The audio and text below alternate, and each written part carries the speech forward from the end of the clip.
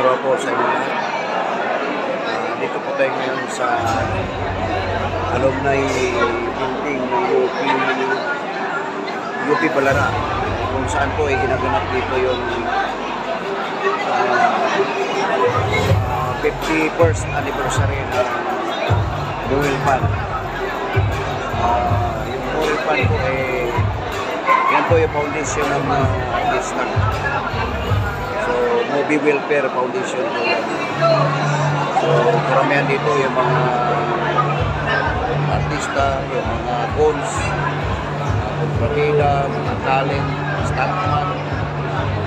Yan po yung karamihan dito. Napakarami na pong tao kasi bumaksak. Nandito na po yung ating presidente si Luis Cortez. So, ayun, inaantabayanan po namin yung pagsisimula. Gulo-gulo na rito. Di pa nagsimula, gulo na. Sila ni basta yung mga opisyalis na Noel Pan ang dito. Yan. Tabi po natin dito yung magkikita mo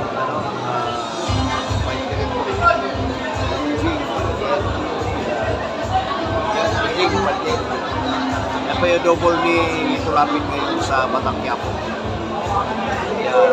Napakahusay na stuntman, napakagagaling.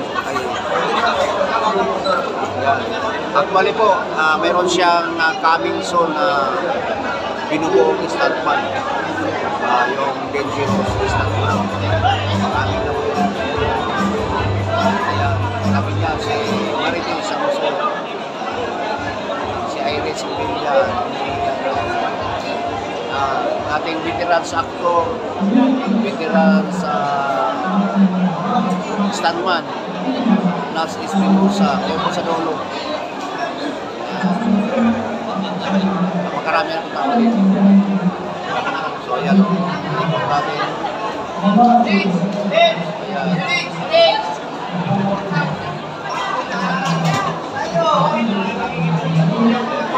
Hanggang sa labas po yan. Hanggang sa labas, marami na pong tao. So, ang iba, nagdadatingan pa. Napakaraming membro po ng Movie Welfare Foundation. Noel Pan. Yan po yung foundation ng mga artista. So, inuulit ko po, may mga programa po silang gagawin. Itong pagpupulong na to ay mayroon silang mungkahi tungkol sa mga programa sa mga artista. Yan. So, yan po. Nakahanda na po yung kanilang mga parapol. So, mayroon po tayong parapol. At saka mayroon po tayong groceries. Yan. At may mga pera din po silang pinamibigay.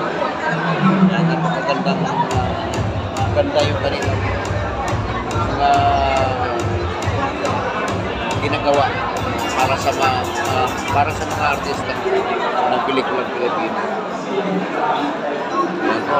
Mamaya-maya lang, dadatingan mo silang mga artista.